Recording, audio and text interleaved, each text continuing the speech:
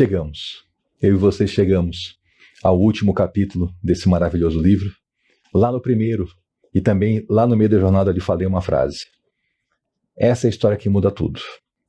Há muitos e muitos anos, essa história, quando eu cheguei ao capítulo 28, eu, um jovenzinho, um adolescente, quando eu fechei as páginas da Bíblia, tendo lido o capítulo 28, esse que a gente vai começar agora, do livro de Atos dos Apóstolos, quando eu cheguei lá, eu decidi que eu queria uma vida nova. Já dentro da caminhada cristã, já dentro da igreja do Senhor, já andando com o povo do Senhor, já sendo leitor da Bíblia, eu decidi, eu quero uma caminhada nova. Essa história mexeu muito comigo. E a minha oração nesse momento é que essa história também mexa muito com você.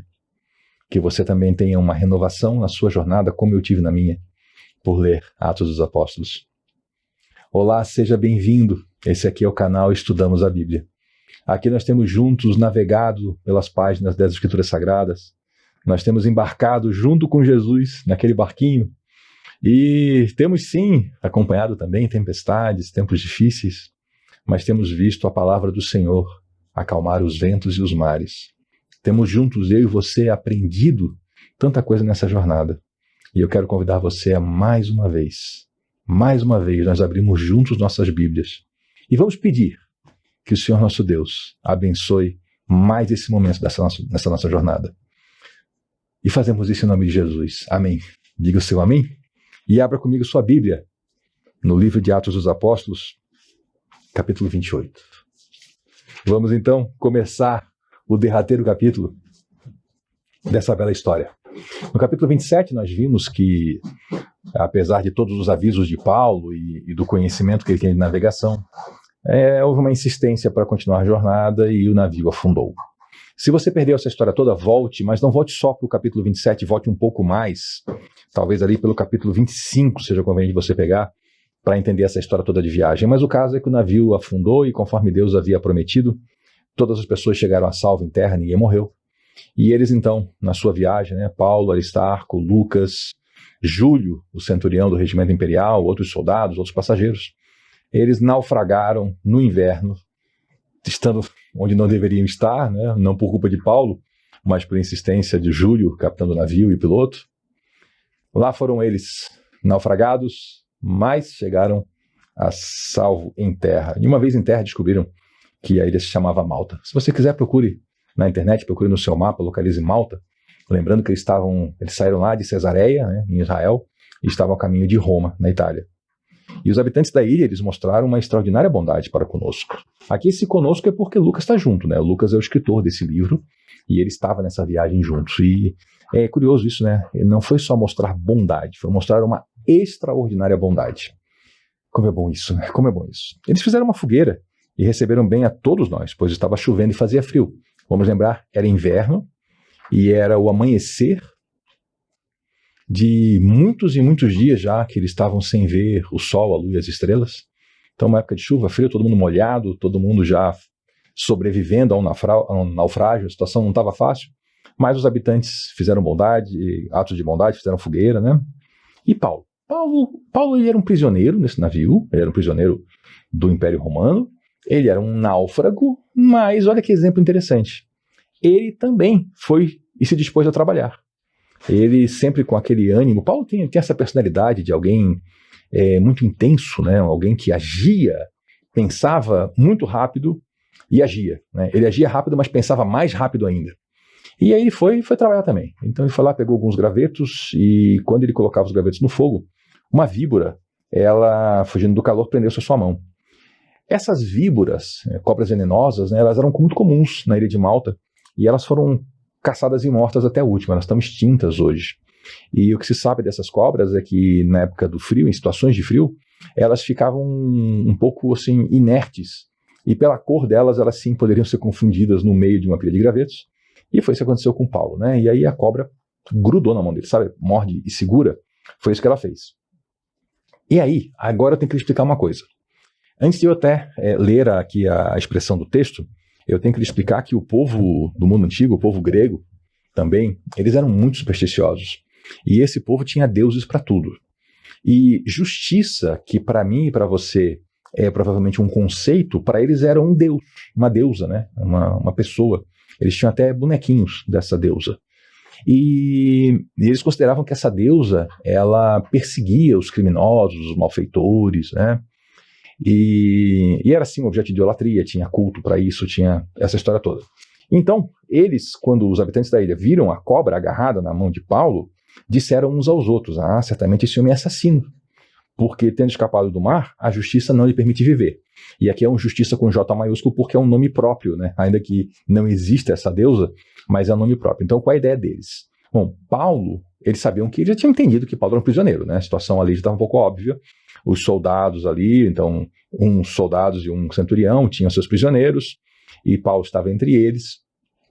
E aí eles devem ter pensado assim: bom, prisioneiro, né? Naufragou, mas deve ser assassino, porque sobreviveu ao naufrágio, mas agora a Deus da justiça veio pegar ele aqui em terra, mandando uma cobra para matar esse homem. Superstição, tá? Superstição. E eu quero chamar sua atenção para isso aqui, porque esse raciocínio supersticioso, ele infelizmente está permeando a mente de muitos cristãos. Só que eles trocam aqui essa Deus da justiça por Deus, né? É aquela história do Deus castiga, né? Oh, Deus castiga, Deus castigando. A pessoa passa por uma dificuldade, deve estar em pecado.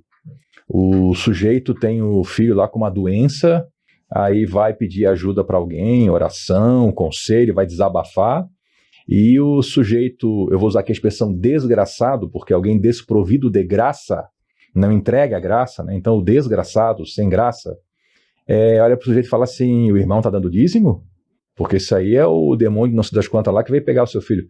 Pelo amor de Deus, um pouquinho de amor e misericórdia nessa hora, né? O sujeito vem a você com a história do filho doente, ore com ele, abrace, escute. E esse pensamento aqui é o que está indo por aí até hoje, né? Então a pessoa olha lá, o irmão em Cristo bate o carro. E aí ele é empresário, né? Aí vem, será que ele não é uma pessoa que joga, assim, faz mal para os outros nos seus negócios? Porque aí Deus vem e cobra. Gente, para com isso, é superstição, tá? A gente tem que conhecer o Senhor Deus e Pai do nosso Senhor Jesus Cristo para entender que não é assim que funciona. Aliás, porque se Deus quiser punir alguém, aí você tem que ver a coisa em outros termos, tá? Você tem que olhar como é que Deus faz quando ele pune alguém. Ele joga no lago de fogo e enxofre, entendeu? É assim. Falando sério, está na Bíblia. Então vamos lá, a gente está aqui, está vivo, está respirando, nós somos alvo da misericórdia de Deus. Deus está aqui querendo salvar quem não é salvo. Então vamos parar com esse pensamento igual aqui do pessoal da ilha de Malta, né? Ver uma situação, em vez de pensar o óbvio. Qual é o óbvio? Gente, essas cobras ficam aí, né? A pessoa não viu, pegou, a cobra mordeu. É o óbvio. Não, aí já vem com aquela fantasia. Então nós também, cristãos, temos que sair da fantasia e pensar o óbvio. O sujeito bateu o carro. Irmão, seu carro, você faz manutenção no seu carro? O freio estava bonzinho? O irmão estava descansado? O irmão trabalha muito, não estava dirigindo com sono, deu uma cochiladinha, não? Não estava com excesso de velocidade, irmão? Estava com o pezinho meio pezinho de chumbo? Não. Hein? Vamos pro óbvio e deixar a fantasia, tá? Mas assim, acharam que era tal da Deus a justiça, né? Mas aí Paulo, sacudindo a cobra no fogo, não sofreu mal nenhum. Mas é isso, Paulo ficou tranquilo, na boa. Só que eles começaram a esperar. Não morreu na hora, mas vai inchar, né? Vai inchar e vai cair duro, vai morrer. Vai inchar e vai cair morto de repente. Mas o tempo passou, a conversa foi, né? O pessoal se aquecendo ali no fogo. Nada de Paulo cair duro, nada de Paulo inchar, nada. Paulo normal. A cobra tostou e Paulo normal. Aí a superstição é uma desgraça, porque o supersticioso ele vai de um extremo ao outro, mas dentro da superstição. Paulo é um Deus. Não, ele é um homem de Deus, é isso. Acharam que ele era um Deus, né? Ali perto tinha uma propriedade que pertencia ao Públio, o Públio era o homem assim, o maioral da ilha, né? O homem principal da ilha de Malta. E ele nos convidou a ficar em sua casa. Olha como as pessoas expressavam bondade ali, né? E durante 3 dias, bondosamente, nos recebeu e nos hospedou. O pai dele estava doente, o pai do Públio. Estava de cama, ele estava com febre e disenteria. Não adianta a gente tentar aqui, por só 2 sintomas, febre e disenteria, dizer qual era a doença. Tem gente que tenta. Gente, não vamos forçar a barra, né? Basta saber que o homem estava doente, estava de cama, estava com febre, estava com disenteria. A gente sabe que isso é um quadro ruim e é um quadro grave. Paulo entrou para vê-lo e, depois de orar, impôs as mãos e o curou. Tendo acontecido isso, os doentes da ilha, os outros doentes da ilha vieram e foram curados. Então o pessoal ficou sabendo, né? Olha, veio um homem aí, naufragou, e aí uma cobra mordeu, ele não morreu, e depois ainda orou pelo pai do Públio, e o pai do Públio ficou curado. Aí todo mundo vinha, que estava doente para ser curado. E nos prestaram muitas honras, e quando estávamos para embarcar, forneceram-nos suprimentos de que necessitávamos. Então essa visita a Malta, ela foi extremamente abençoadora para as pessoas de Malta, né? Porque, claro, elas cuidaram dos náufragos, mas ali receberam o evangelho, porque Paulo, ele sempre que fazia as curas, ele fazia isso como? Em nome de Jesus, né? Anunciando o evangelho do Senhor Jesus. Então a ilha de Malta foi evangelizada por Paulo dentro de uma história de um naufrágio. E aí tem algumas lições para a gente, como eu já comentei aqui com você. E, bom, muita gente foi beneficiada e eles honraram muito, então, aquelas pessoas que estavam ali junto com Paulo. E quando eles foram embarcar, forneceram suprimentos. Vamos lembrar, nós já vimos isso antes, né? Roma não tinha essa coisa de cuidar dos presos, né? Prendia e o preso que se virasse. Então era fornecido assim, um mínimo de alimentação de baixíssima qualidade, não fornecia roupa. Então o pessoal bondosamente, né, supriu eles ali e ajudou-os naquela situação toda. E aí passou 3 meses. Era o tempo do inverno, né? O tempo que eles eram para ter passado lá em Bons Portos, ou até talvez em Cesareia, né? Talvez nem era para ter saído, porque saíram já fora de época essa viagem. Eles passaram ali, na condição de náufragos sendo abrigados pelos locais, né, na ilha de Malta. Ainda que o Júlio, que era o centurião, o Júlio tinha poder e direito, né, como oficial romano, de confiscar o que ele quisesse para o uso dos seus soldados e dos seus prisioneiros. Mas não foi o que nós lemos no relato, né? Nós lemos no relato, foi a bondade dos moradores de Malta agindo em relação aos náufragos. Passou os 3 meses e eles embarcaram num navio que tinha passado o inverno na ilha. Esse sim, né? Passou o inverno, o navio chegou em tempo, chegou cedo. E era um navio alexandrino, outro navio alexandrino que tinha por emblema os gêmeos. Vou explicar algumas coisas aqui. Se você leu Castor e Pollux, vou explicar por quê. É que no grego, nos manuscritos gregos, não está escrito Castor e Pollux, está escrito os gêmeos.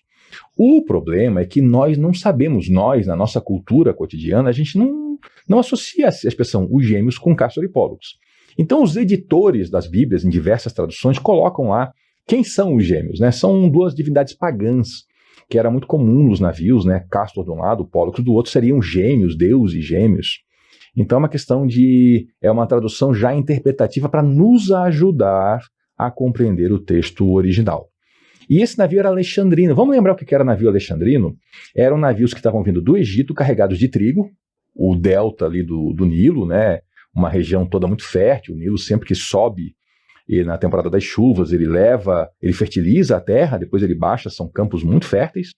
E aí esse trigo era levado para Roma, porque Roma tinha aquela política do pão e circo, né? A história de manter o povo ocupado para o povo não se levantar contra o governo. Então, eles davam aqueles espetáculos horríveis e macabros lá nos anfiteatros, no Coliseu, né? Gente morrendo, gente sendo assassinada, os montes, e distribuíam comida, que era o trigo. E os donos de navio recebiam incentivos fiscais, descontos e até isenção de impostos, além de fazerem a venda do trigo em Roma. Então era outro navio daquele, eles embarcaram nesse, e aportando em Siracusa, ficaram ali 3 dias. Olha só, já estão indo para a Itália, né? A coisa agora já mudou, já é época de navegação de novo, e dali partiram e chegaram a Régio, já tudo a caminho já de Roma, então a coisa agora, a viagem está andando direito, né? Antes eles tinham que ficar fazendo volta, porque o vento era contrário, e aí insistiam em viajar, tinham que passar por um lugar que não era a rota, tiveram que abandonar a rota, e no final naufragaram. Agora não, agora a viagem vai, e vai bonito, né? No dia seguinte, soprando o vento sul, prosseguimos e chegando a Puteoli no 2º dia. E o vento sul era o vento que levava eles para a Itália, né? É o que eles queriam. Então, opa, finalmente, a viagem vai. Agora a viagem vai. E ali em Puteoli, eles encontraram alguns irmãos que convidaram eles a passar uma semana com eles. Claro, o navio ia descarregar, então o pessoal já ficou ali, né? Passaram uma semana com os irmãos, momento de reabastecer o coração também, né? Na presença de irmãos queridos. E depois fomos para Roma. Então lá seguiram. Agora, destino final, Roma. Os irmãos de Roma, os irmãos ali, tinham ouvido falar que estávamos chegando e vieram até a Praça de Ápio e as 3 Vendas para nos encontrar. Aqui você pode até encontrar na internet fácil esses lugares, tá? Praça de Ápio, 3 Vendas, localidades ali nas imediações de Roma. O pessoal veio para celebrar ali a chegada de Paulo, Lucas, Aristarco. E vendo-os, Paulo deu graças a Deus e se sentiu encorajado, que é bom a gente estar junto a irmãos, né? E a gente já leu nos escritos de Paulo que ele queria muito ir a Roma. Paulo tinha essa vontade e teve ocasiões que ele tentou, acabou não podendo ir. Tinha escrito, né, a carta aos Romanos, que nós ainda estudaremos, se Deus quiser. Então Paulo queria muito isso, lá chegou, né? E ele sabia que era uma missão de Deus ele estar ali, foi anunciado por ele, para ele, né, pelo Espírito Santo, que ele iria até lá, e lá chegou. Então aquela satisfação de ter chegado e sentir-se encorajado. Quando chegamos a Roma, Paulo recebeu permissão para morar por conta própria sob a custódia de um soldado. O que é isso? Paulo, nós temos que lembrar essa história. Paulo chegou a Roma em que condição? De prisioneiro, sim. Mas prisioneiro condenado? Não. Paulo, ele fez um recurso judicial para ser julgado em Roma porque eles estavam, na verdade, ferindo o processo e ele ia morrer. Eles iam entregar Paulo para os judeus que iam assassiná-lo. E não estavam seguindo o devido processo romano. Paulo era cidadão romano, então ele apelou para César. Quando ele chega em Roma, ele não chega como um condenado, ou ainda como um condenado que está apelando. Ele chega como um cidadão romano, inocente, porque é um princípio do direito romano, que a pessoa é inocente até que se prove o contrário. Então ele chegou lá como inocente, ainda que prisioneiro. Uma pessoa que os romanos já tinham feito 2 sessões com ele, 2 audiências, e também os judeus já tinham feito. E a conclusão dos romanos é que o homem não era culpado de nenhum crime punível com a morte. Então, uma situação muito tranquila. E aí ele recebeu a permissão, pode morar por sua própria conta, né? Então ele foi lá e morou num lugar. E só ele teve que manter sempre um soldado com ele, né? Porque afinal de contas ele era um prisioneiro. E com isso, Paulo, ele teve a chance de trabalhar muito pelo evangelho. Paulo, nesses 2 anos, ele foi extremamente frutífero. O que esse homem produziu nesses 2 anos para o reino de Deus foi fantástico.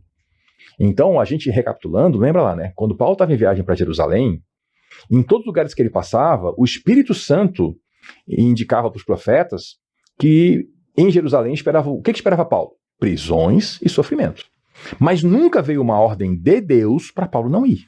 Pelo contrário, Paulo recebeu a instrução do Senhor para ir, porque ele precisava testemunhar em Jerusalém e também aos não-judeus, que é o que ele fez nessa viagem, em Malta, em Roma. Paulo foi obediente à voz do Espírito Santo, ainda que os próprios irmãos tentaram persuadir Paulo a abandonar essa viagem, e ele deu uma chamada neles, né? E aí eles então entenderam a missão, concordaram. Paulo foi para Jerusalém, aconteceu tudo o que o Senhor falou, sofrimentos, né? Prisões, e Paulo foi parar em Roma. Eita, história boa, né? E aí a coisa anda muito bem. E isso a gente vai ver no nosso próximo vídeo, que a gente vai então fazer a conclusão desse livro maravilhoso. Eu lhe convido a orar, a ler o texto do nosso próximo estudo juntos, né? E sempre perseverar em oração, leitura da palavra e ser vigilante, para que eu também faço isso para mim, tá? Falando você porque eu também faço, para que a gente não caia nos erros que nós somos alertados pela Bíblia para a gente não cair, né? E assim a gente ande de maneira correta. Muito obrigado pela sua companhia. Se esse vídeo foi bom para você, compartilhe isso com outra pessoa e volte na próxima, porque aqui nós estudamos a Bíblia. Até lá.